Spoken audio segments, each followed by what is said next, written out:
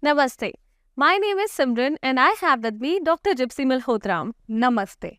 Together we are going to celebrate India's historical achievement, the landing of Chandrayaan-3 on the south side of the moon. With the theme Touching Lives While Touching the Moon, Indian Space Saga.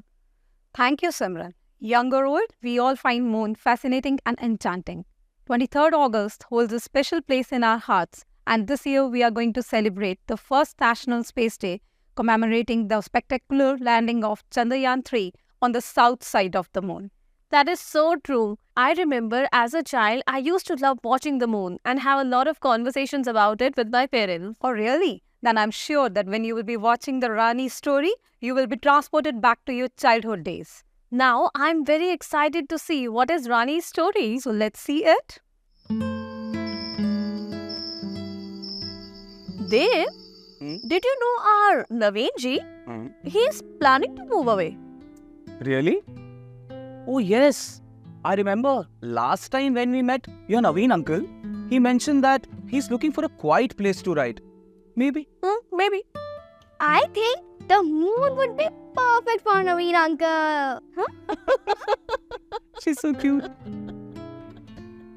And what made you say that, my love?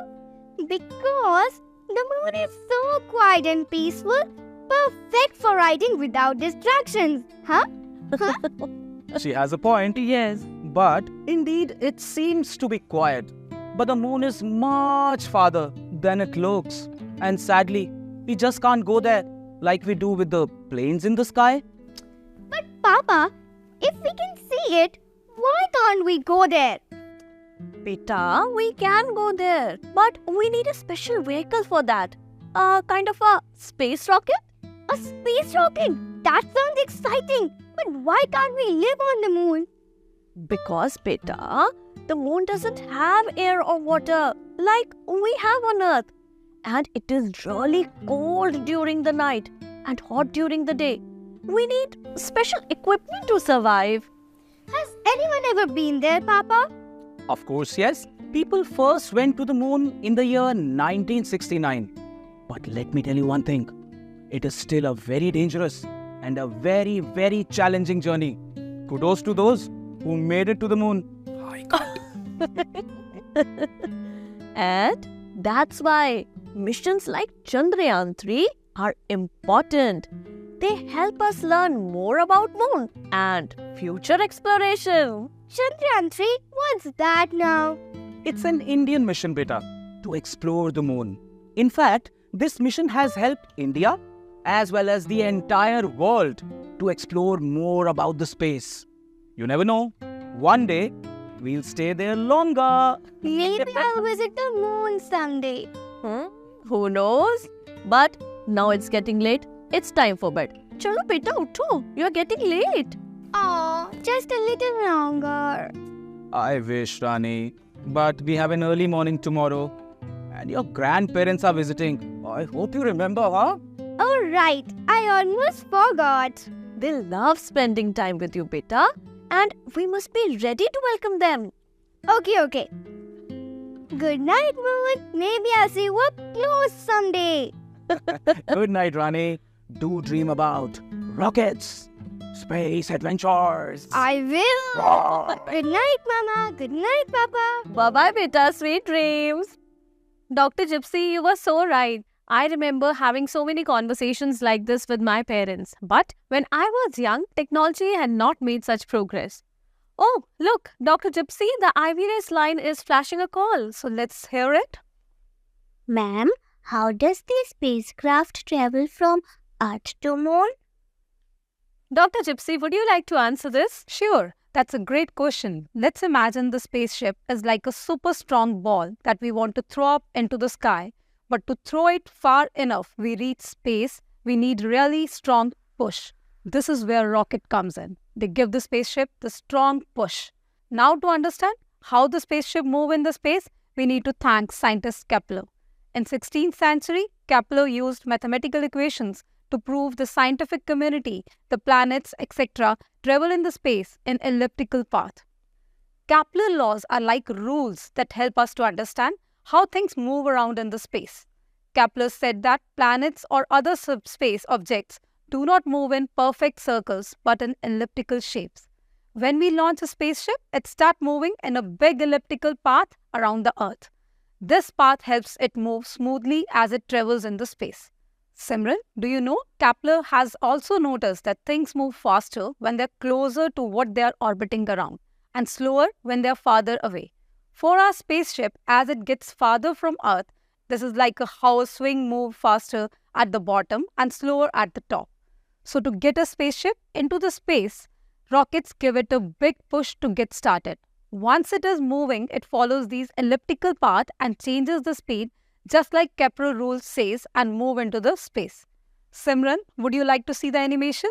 Of course. Here it is.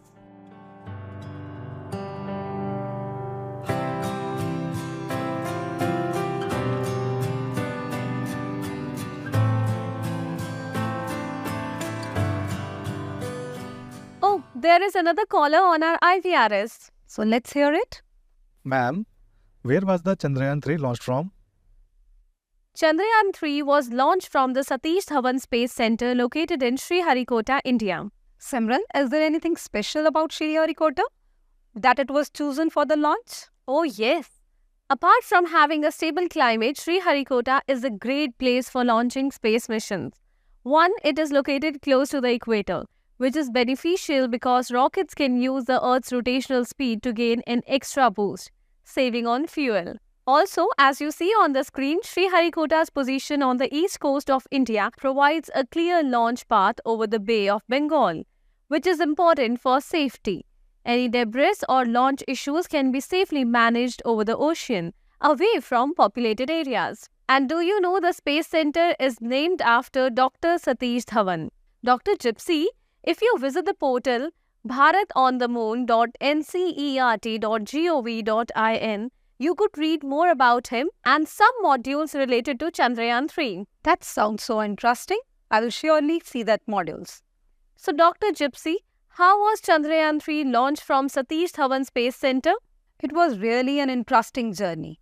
The Geosynchronous Satellite Launch Vehicle Mark III, GSLV Mk3 M1 launch vehicle, also known as LVM-3, consists of several key components.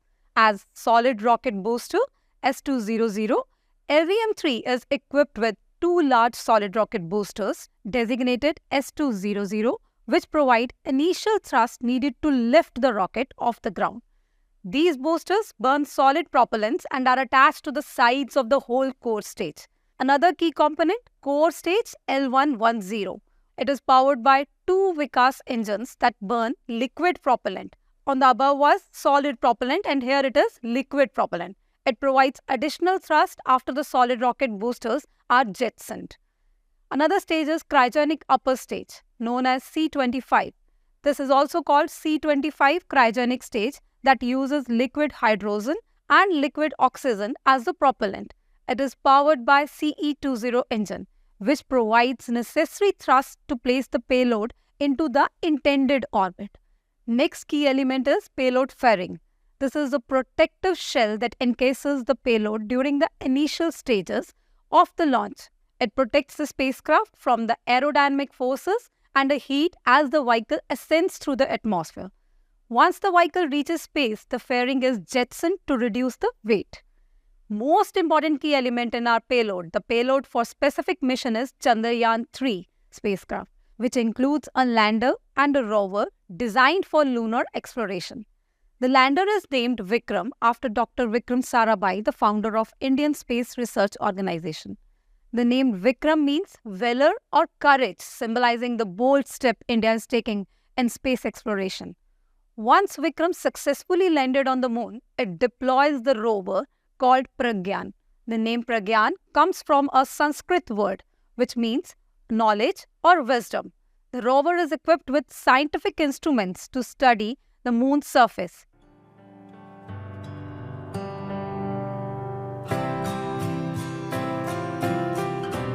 It moves around analyzing the lunar soil and rocks and sending valuable data back to the Earth.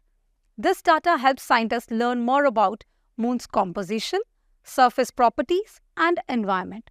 Together, Vikram and Pragyan are working together, as we both are working together, to provide us with the new insights and knowledge about our nearest celestial neighbor. These components work together in a staged sequence to successfully launch the spacecraft into the space, with each stage serving a specific purpose in the ascent and orbital insertion process. 10, 9, 8, 7, 6, 5, 4, 3, 2, 1, 0. Plus 5 seconds. Lift off normal. P1 tracking. R2 tracking. P2 tracking. Stage performance normal. P4 tracking. L1 turn stage ignited.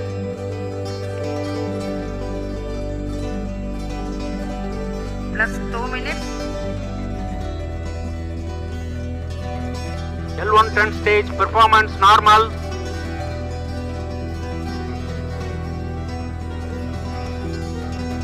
.200 stages are separated. Closed loop guidance initiated.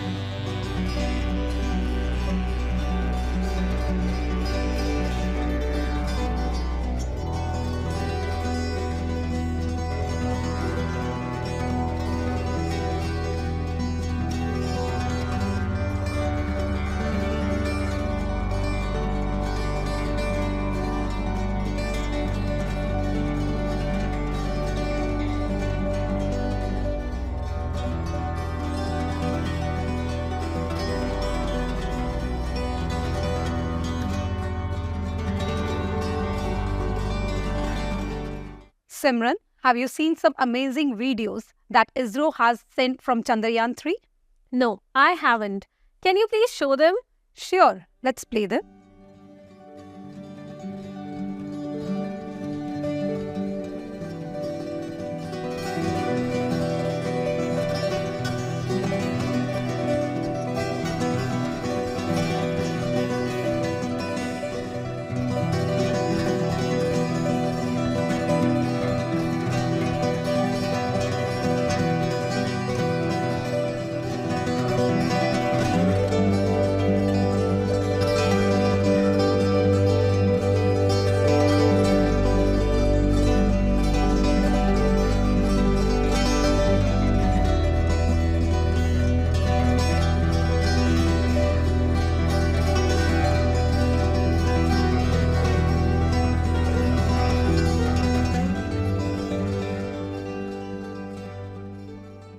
Dr. Gypsy, you said that Chandrayaan 3 was launched on 14th of July. Then why did it land on 23rd of August? That's an interesting question. The reason Chandrayaan 3 took over a month to land over the moon is because it follows carefully planned route, which is called lunar transfer trajectory. Let's break that down.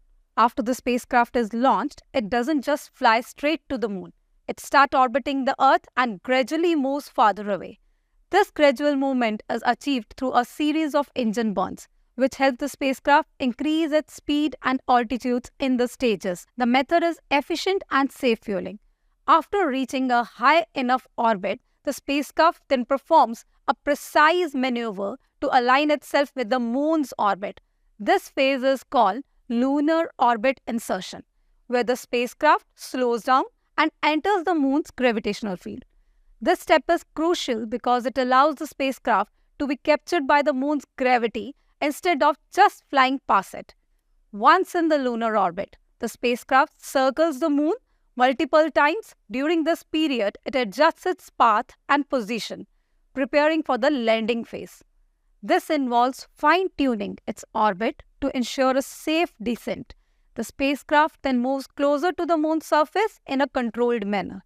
Each of these steps from the initial Earth orbit to the final descent requires careful planning and timing. So the process may take several weeks, but it is essential for ensuring spacecraft lands safely and precisely. So while it might seem like a long time, but each day is used to carefully navigate and prepare for a successful mission. Simran, we seem to have another caller on the line. Ma'am, what is the aim behind sending Chandrayaan-3 to Moon? Dr. Gypsy, let's answer this question. Sure. After almost 50 years since the US Apollo mission to the moon, there has been a new rising interest in the moon. This renewed interest started the discovery of ice in the southern polar region, which has been firmly established. The presence of ice implies the presence of water, which can potentially be separated into hydrogen and oxygen, both of which are valuable rocket fuels. This opens up the possibility of building rockets on the moon and utilizing locally produced fuel for the future space missions. The advantage lies in the fact that launching deep space mission from moon is easier and more cost-effective than due to its lower gravity. This would have been economically impractical if the rocket fuel has to be transported from Earth to moon. Before we end this program, Dr. Gypsy, we must see an inspiring clip by our Honorable Prime Minister Shri Narendra Modi when he congratulated all scientists of ISRO and celebrated Bharat on the moon. Friends, on this joyous occasion, I would like to address all the people of the world, the people of every country and region. India's successful moon mission is not just India's alone. This is a year in which the world is witnessing India's G20 presidency. Our approach of one Earth, one family, one future is resonating across the globe. This human-centric approach that we present and that we represent has been welcomed universally. Our moon mission is also based on the same human-centric approach. Therefore, this success belongs to all of humanity, and it will help moon missions by other countries in the future. I am confident that all countries in the world, including those from the global south, are capable of achieving such feats. We can all aspire for the moon and beyond. India is on the moon. On 23rd August 2023, Chandrayaan-3 made the historic landing on the moon. The Vikram as well as the Pragyan made history. This 23rd August 2024, we are celebrating the National Space Day announced by our Honorable Prime Minister to commemorate the landing on the moon, the historic landing on the moon. Celebrations across the country are organized, culminating in the first anniversary celebration of this historic day at New Delhi. I wish all of you join this celebration, be part of this celebration, and have the Space Day, the maiden Space Day, celebrated all across the country with great enthusiasm and joy. Thank you.